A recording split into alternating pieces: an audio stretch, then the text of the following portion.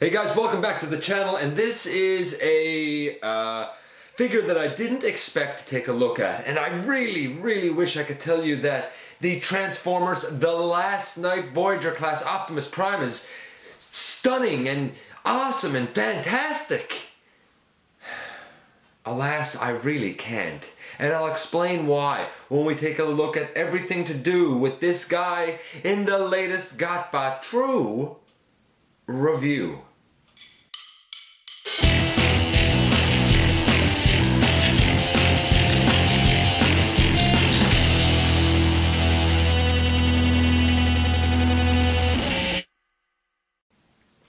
Hey guys, welcome back to the channel. I'm your host, Dennis Moulton, aka GotBot.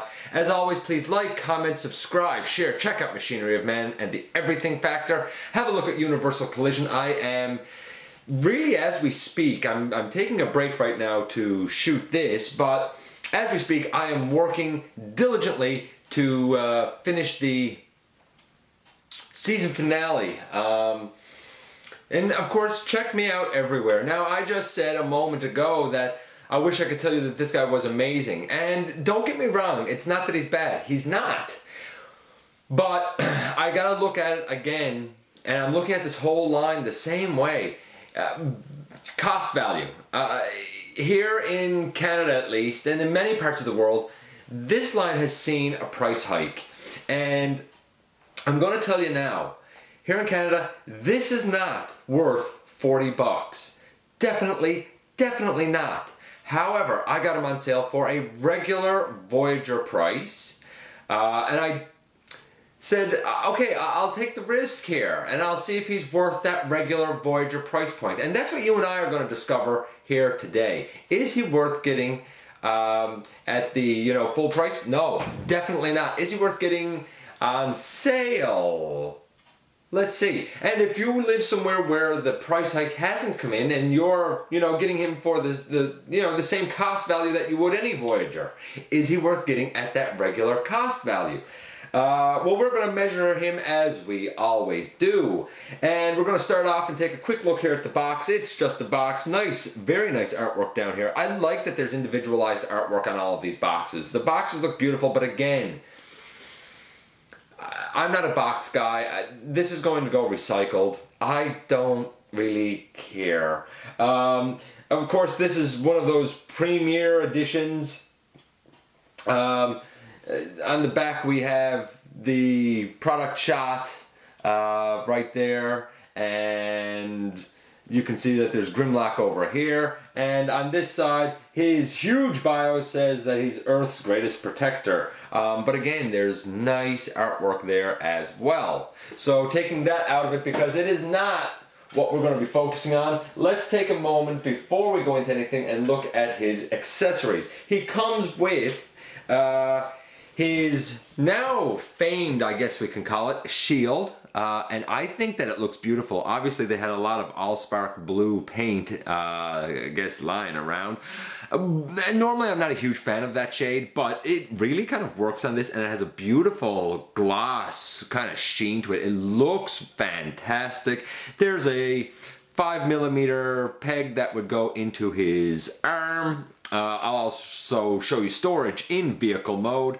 It's a nice molding for the shield. It looks really good. I'm impressed. That being said, as you can see, there's nowhere here to affix his sword, so the sword and shield cannot go together as one with this guy. Speaking of his sword, this is it. Again, it's sculpted beautifully on both sides. Great sculpted detail. I don't think the orange is particularly accurate to the animation, well, I guess to the movie. I think it's more supposed to be a silver, blue, and red. If I was going to have this in my collection, I would definitely end up painting parts of this just to make it more accurate. But I can tell you now, he's not staying in my collection. He is going to be inherited by the Scraplets. They really dig the look of this guy. So, and one of them in particular absolutely loves when figures come with melee weapons, and I think that this is you know, the champion of melee weapons. It's really good. So there are the accessories, and of course, here is the main event himself. The big bot, the Autobot leader. And he does look regal. In hand, he looks really fantastic. I have to say, a lot of people have complained about the lack of paint apps. But in hand, in package, when you mix the paint apps, especially the silver, because it really does pop, along with the glorious sculpted detail, he looks really, really nice. The head sculpt is quite good. Is there a way for me to put these? Let's see if I can get all of this kind of out of the way here. See if I can show you his head sculpt up closer. Like right there, I mean, you can see beautiful blue eyes. Now, a lot of people have also complained and said, hey, he shouldn't have blue eyes, he should have purple. Based on screen caps that I've seen, I would venture to say to you that at different junctures in the movie, he will have purple eyes, he will have blue eyes. So I'm cool with this.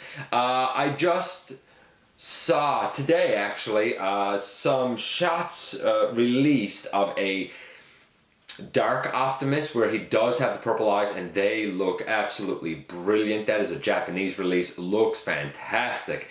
Now, that being said, what grade am I going to give the paint apps here? Again, if I was keeping this guy, I would definitely add red down on his feet, maybe a couple of hints of blue.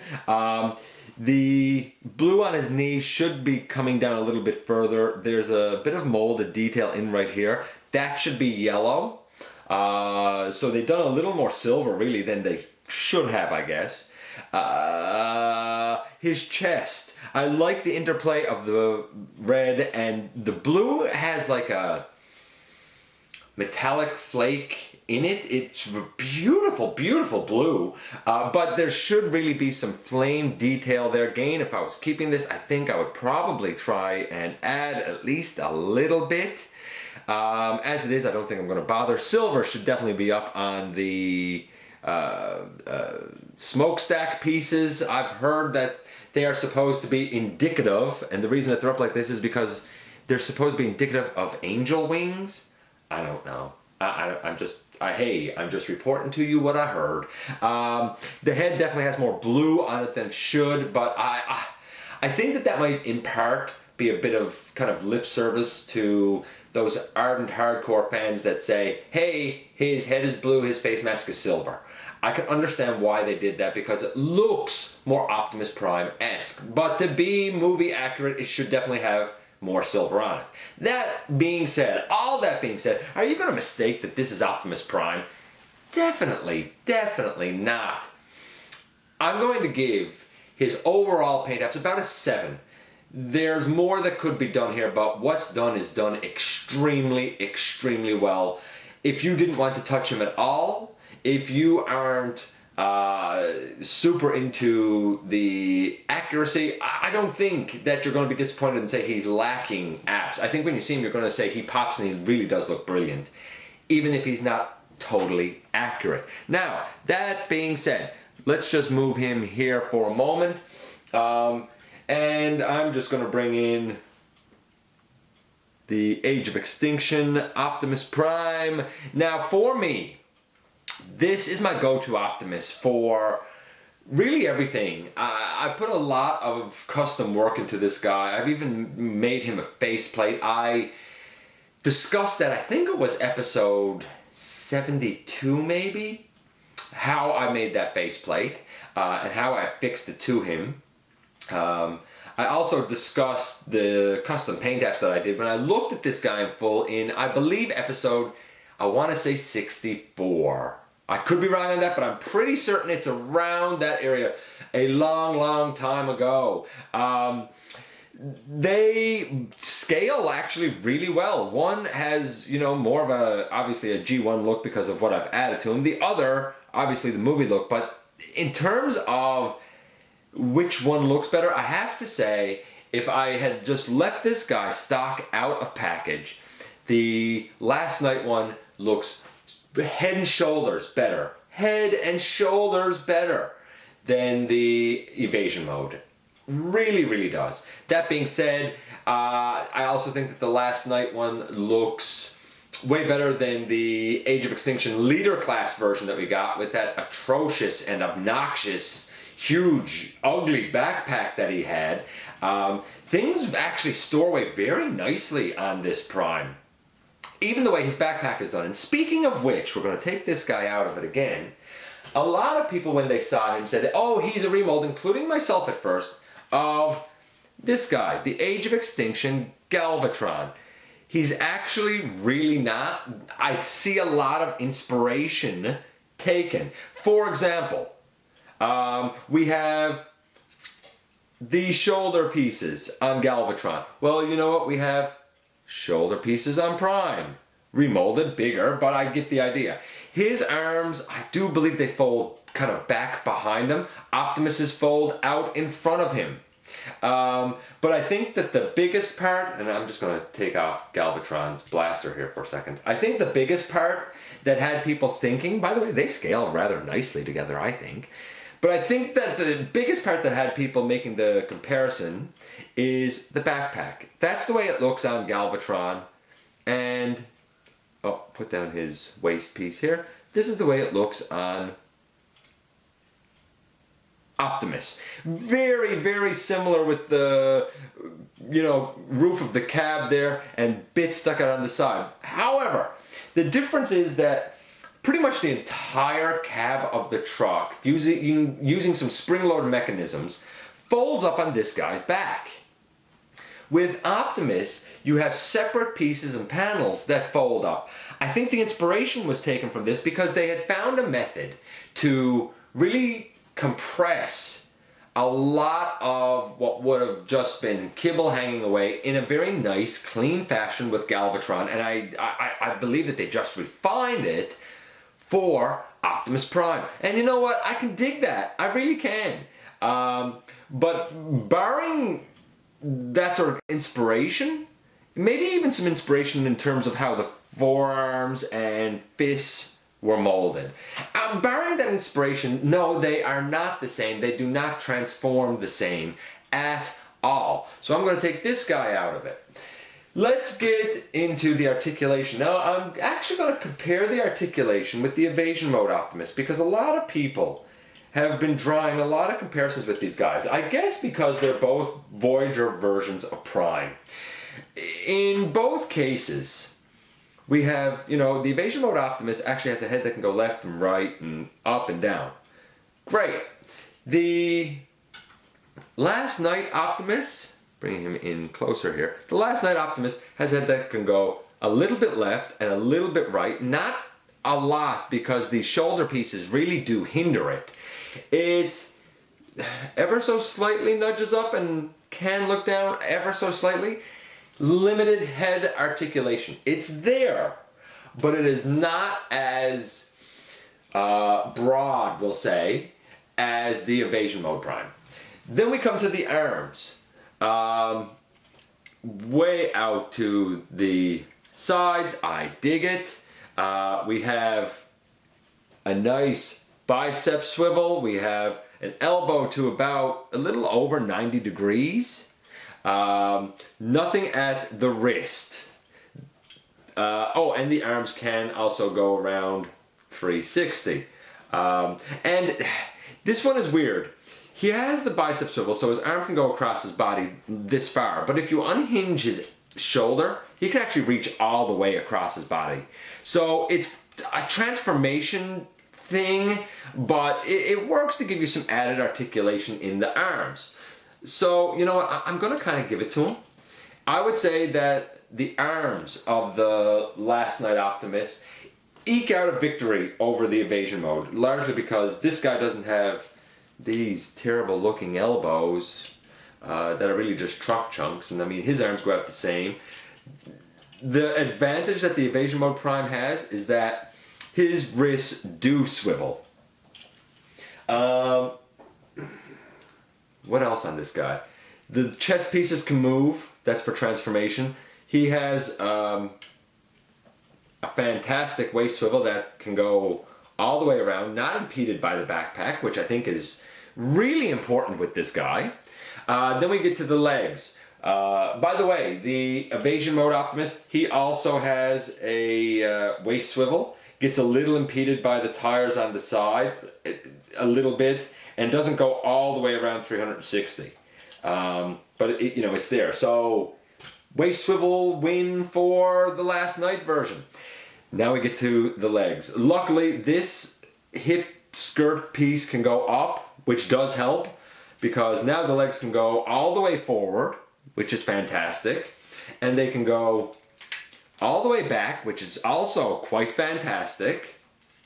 Taking these out to the side, his legs, can do full splits. All right, I'm down with that.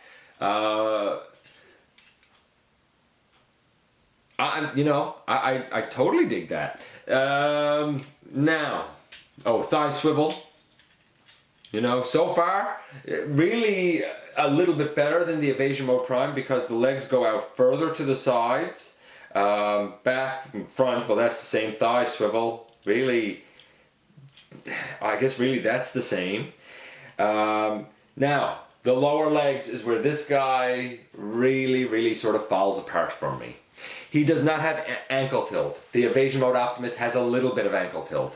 And his knee, at best, is bending that far, about 45 degrees, and that's it because of truck kibble on the back of his leg. That's unfortunate. That is really unfortunate. By the way, I said how you could unpeg the shoulders and take them across his body. The shoulders like to come unpegged anyway. They're not particularly solid, at least not on my copy. That might be individual, results will vary type of thing, but I don't know. So, he had an overall score for his paint apps of 7. And I'm marking him that because of the inaccuracies. In terms of beauty of his paint apps though, honestly, they're 9. They look really good. But I'm going to say a 7 because I'm trying to be impartial, or as impartial as I can be. His articulation, it's good, but the head having its limits, the shoulders coming on tab too easily. By the way, these shoulder pieces up here, they love to just pop off, even if you look at them the wrong way sometimes. And the killer is no ankle articulation and very limited knees. Honestly, again, and I'm being generous here, I'm saying his articulation is about a 7. You can pull off a few poses, but other than him looking stoic, it's going to be challenging for you to get a lot of dynamic action poses. Like, let's just see if I can come up with one here where he'll actually stand. The only advantage is that he does have kind of big feet and stuff, so you might luck out there. He does have weight in that backpack though. Again, I'm trying to just put him in. This isn't a super exciting pose or anything, but there you go. I mean, this, I guess you can, but I mean, this is about as good as you're going to get. Honestly speaking, that's about as action-packed as you're going to get out of him because of the limits in those legs and ankles. To me, for a line where this guy is being, sold at a price hike, I'm getting less articulation overall with him than I am with the Evasion mode Optimus. I'm not okay with that. I'm really not. For the same price point, I feel like that what we trade off between the two, for example, his legs move further out to the side. His waist goes all the way around. I feel like that trade-off from the Evasion mode Optimus, is acceptable for the price point of a regular Voyager cost. So we have a 7 for paint, and we have a 7 for articulation. We're going to get into the transformation, and you might notice that I have the camera kind of back further than I usually do. There's a reason for that, because the transformation kind of has this guy get sort of big, and I wanted to make sure to show all of it off. By the way, the storage for his weapons in this mode, I guess before we get into it, he does have a 5mm port here on this forearm and on the other forearm. So I mean, you could just take his shield, and if I can do it, there you go. You can just put a shield on his forearm, no problem, on either side. Of course, the sword goes in his hand and holds very securely, to be honest with you. So I'm very happy with that. You know, it goes in, holds great, it's not, nothing's falling out, it's great. But there's also a sheath down here. We'll be able to see it better in truck mode, but there's a sheath down there, and that sheath allows you to take the sword and you can store it right there. Beautiful. And it's in a position where his arm can actually get up to reach, let's see if I can show it this way. You can get up to reach the sword. Okay, I dig that. I dig that. I wish he had a blaster, but that's just because of my view on melee weapons. So there you go. I'll show his storage also in vehicle mode. I don't want to show his weapon storage in vehicle mode in robot mode because the placement of that is really unfortunate. But he looks good. He looks good. He has okay articulation. Now the transformation. So where do we begin? Well, as always, we're going to do the easy stuff first. And I'm telling you now, going back from truck to robot mode is way easier because you kind of just unpanel everything and bring it back. Going from the way he comes in package to truck is a little more challenging. That being said, there is one challenging part when you're changing him back. This whole backpack piece here, it goes down here. Now, when you close these up, you can bring them all the way in. And that's a bit of a mistake for you because what you have is a gray piece up here that has a little protrusion in it and two little holes on the sides. You'll notice that there's a tab up here and a tab up here. Really what you want to do is not bring these in too close to the back, just leave a slight little gap there so you can bring this down. And when you bring this down all the way, you can push it on and the two little, I guess, rectangular pegs that are on these panels will go into the holes on that gray piece. You would think that would be hard to line up. It's really not. Like, I just pulled this down then and put it in and you know, it's in as easy as that. The tolerance right there lines up really well. I just wish all of his other tolerances were as good. So, to transform him, we're going to bring this out. We're going to open this up and bring it out and straighten that out. We're going to open this up and bring it out and straighten it out. You can see now as well the sheath here on his back. That's where we put the sword a few moments ago. So right now we just kind of opened up the backpack. Nothing difficult yet. Now we come to the front. When we come to the front, we come down to his forearms. We'll do his forearms first. That's what we'll do. There are red panels on the back of the forearm. If you try to pick them off from the side or the front, you're probably just going to pop it off. What you have to do is actually take it from the back and pull it out. Because there's a little nub back here that actually does lock this panel in place. So you need to pull it out from the back to get it off that nub, then you can straighten it out over his fist. And we're going to just leave that there. And we take it out from the back, straighten it out over his fist. Bring these arms up to the sides. Actually, before you bring the arms up to the side, these shoulder pieces, I would suggest you do this now because they're a bit of a pain sometimes and these easily pop off. On the shoulders, and I guess I'll open this out to try and show it. On the back of the arm, there's a little nub in right there by my finger. Up under here, there's a little slot in right there. And that little slot needs to go over that nub. Now, of course, in robot mode, these are out to the side. So you need to take it, bring it to the back, and then tab it on. That being said, it doesn't always like to tab on, or at least not on mine it doesn't. Take this, bring it to the back, and tab it on. That being said, if you do, or your kids or whatever, do happen to lose those shoulder pieces, I don't think it's a big deal. It'll hurt his aesthetic, but it's not going to hurt his transformation. Okay, let's let's move on. The whole front of this guy, oh, actually, do I want to do that? Yeah, I will. The whole front of this guy comes off. And when it comes off, it comes down, there's a gray hinge in there. You fold it up this way. So you have his whole stomach and chest facing up. You also push down the chest pieces, if you didn't do that already.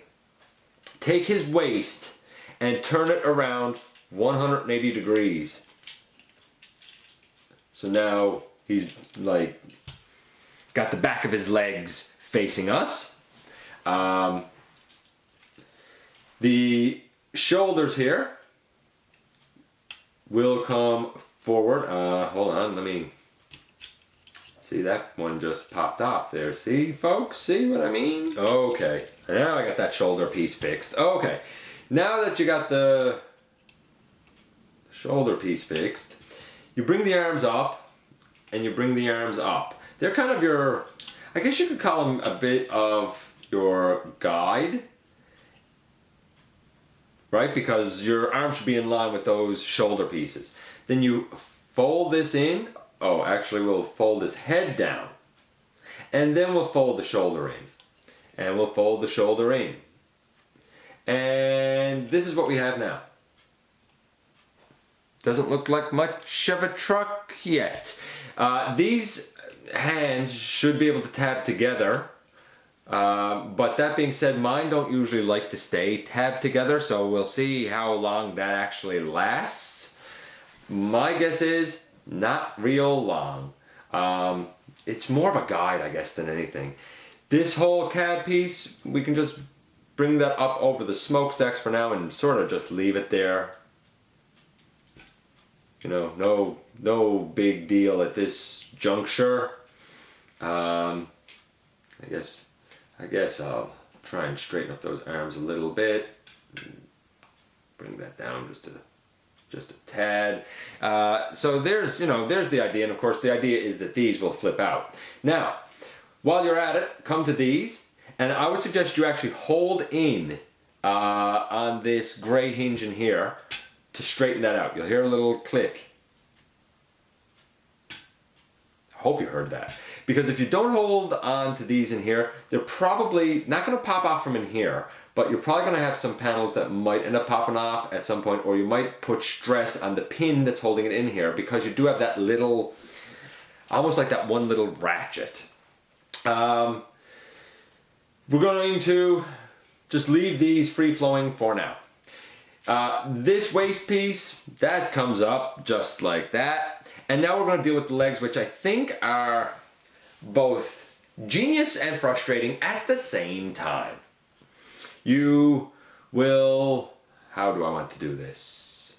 You will untab from over here and untab from over here.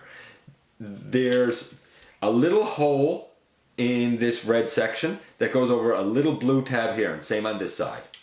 You take this whole section now, this whole truck section, and you angle it down. There's a gray armature in here, and you're kind of just straightening the truck up behind. Here, and you angle it down, just like that. I guess we might as well do this now. You come around here to the back, and there's a section of the grill here. You need to fold it down and up around to peg in. There's a little red peg upright. There's a little red peg up here and a little slot down in the blue down here. So you take that and fold it up around, and that's going to tab in basically and give you the front of your truck. Now, how on earth does this get up here to this? Good question. And this is why I say it's a little bit ingenious, really. Next, you want to untab the foot. Now, the foot, there's a little nub on the foot, a little gray nub on the foot that goes up in a section right there, right in front of this gray piece.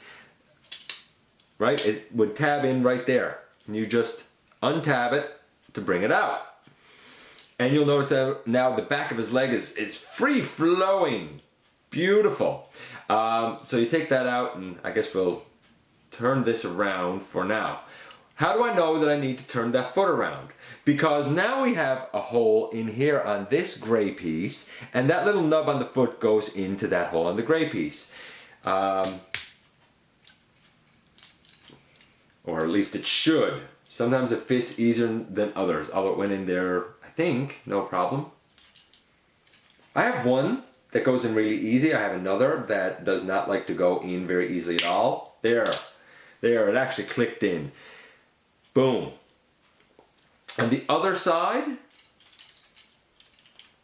we untab the foot, we bring it out, we turn the whole ankle around, and again, that little nub on the foot will go up into the hole here in this gray section.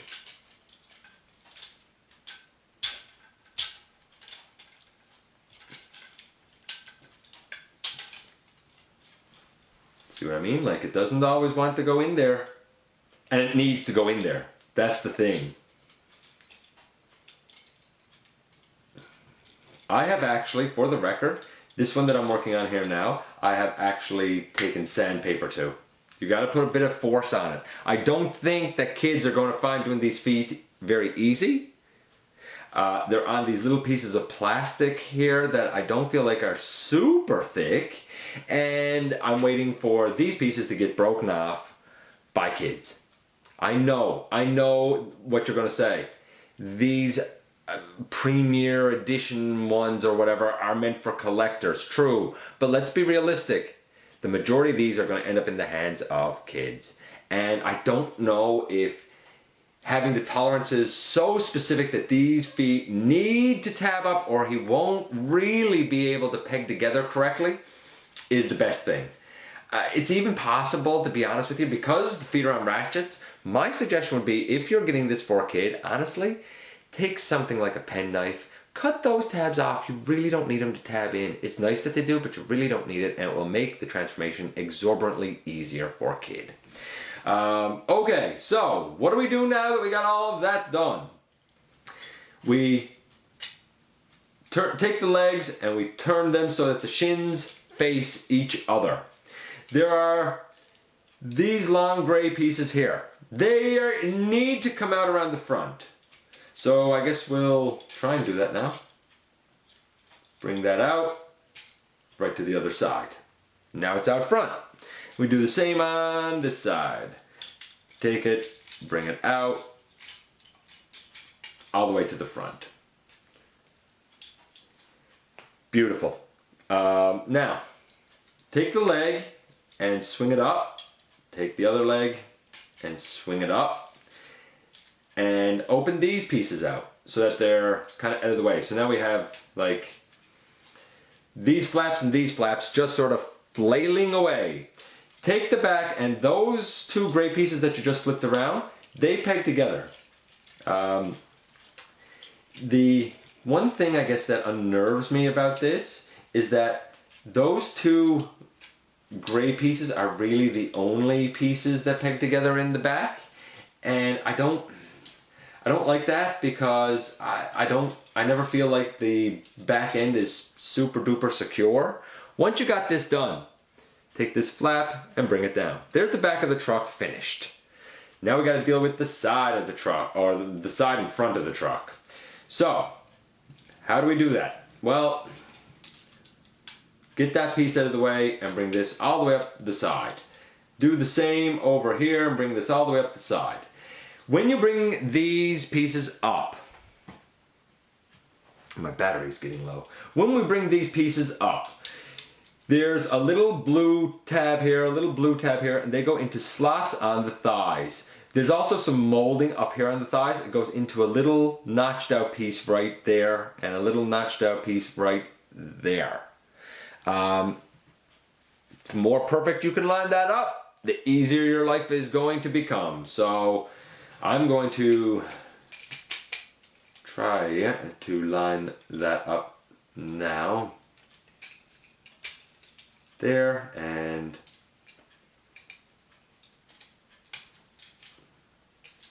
There. And that gives you the sides of the vehicle. That being said, you also have now the feet in underneath. You can see them right here. And they're kind of just under his chest piece, if you're trying to get an orientation for where we are. Okay, next, you come to these pieces and you turn that up like that, and you turn that up like that. There's a lot of steps to this guy. I think it's 30. And using these gray armatures right here, you're going to bend this whole piece in. And you're going to bend this whole piece in. This is when you're going to now secure those arms into place. There's a red tab here on the arm, and there might even be another one. But that red tab on the arm goes into the side of the, I guess, the hood wheel well area here. So we take this and we tab it in like that, and we do the same on this side over here. And we do that. And as you can probably guess now, you're going to bring the whole thing together. There's a red tab here that holds the arms together. There's a blue tab here and a slot, and a blue tab down here and a slot that holds the front of the grill together. Maybe you can see those. Hopefully you can. So we take all of that, we peg all of that together. Bring in these armatures down here. If you didn't have these gray armatures all the way in, bring them in now. And squeeze all of this together. It's not hard. It's just the tolerances are kinda tight for it. Why are those two hood pieces not going together?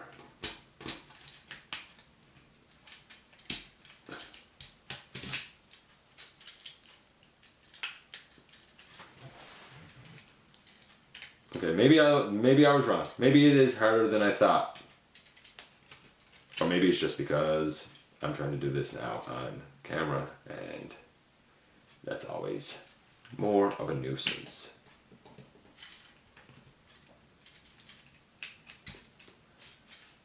These front grill sections do not want to tab together. There we go. There we go. And push all of that together. It's, like I said, it's not bad. It's just a little bit of pain to do. There you go. There's the whole grill done. This and this comes up on the side.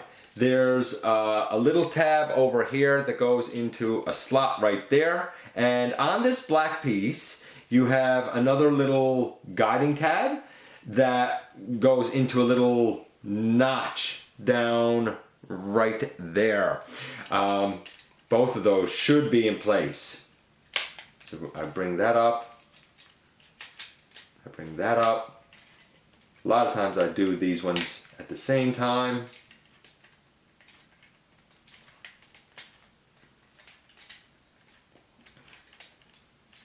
That's in and that's in. And finally, I would suggest you hold on to these two cab pieces just to make sure that they don't pop out as you're doing this. Finally, you take the top of the cab and you bring it down. There's a tab here, a tab in the front, a tab here, and a tab here. 4 tabs that go up into a hole here, a hole here, a hole up near the front, and a hole up near the front. So we take this whole thing, and we should be able to just bring this down and tab this on. If we have everything done nicely here and lined up okay. And there you go. Like I said, I want to take a second there just to clean up the cab. And this is Optimus in his truck mode. I'm going to bring that in closer for you now that we have him in his vehicle mode. And he rolls like a champion. The transformation has brilliant pieces to it.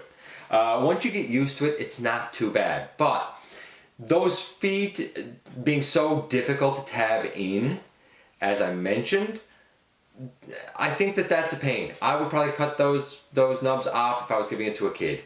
I wish that the two legs actually went together more solidly than just this connection here. He rolls like a champion. He looks great. I think the black windows is fine. I don't have an issue with that. It looks like Optimus. Nice Autobot symbols. He's big. He's imposing. He still looks like a leader. It's a great rendition of his vehicle mode. But while I think the two modes look great, I think that the method of getting there has a lot of both brilliance and overly complicated aspects to it. I find it really hard to grade. I think that for a collector, I would grade the transformation as a 10. I think it's pretty fantastic. For a kid, I'm going to grade the transformation at about a 4. A kid is going to get really frustrated, I gotta believe. It's not that great. And they're going to pop a lot of stuff off. That's just the truth. Unless the kid is really careful with it, which, hey, that can certainly happen. I'd love to see it.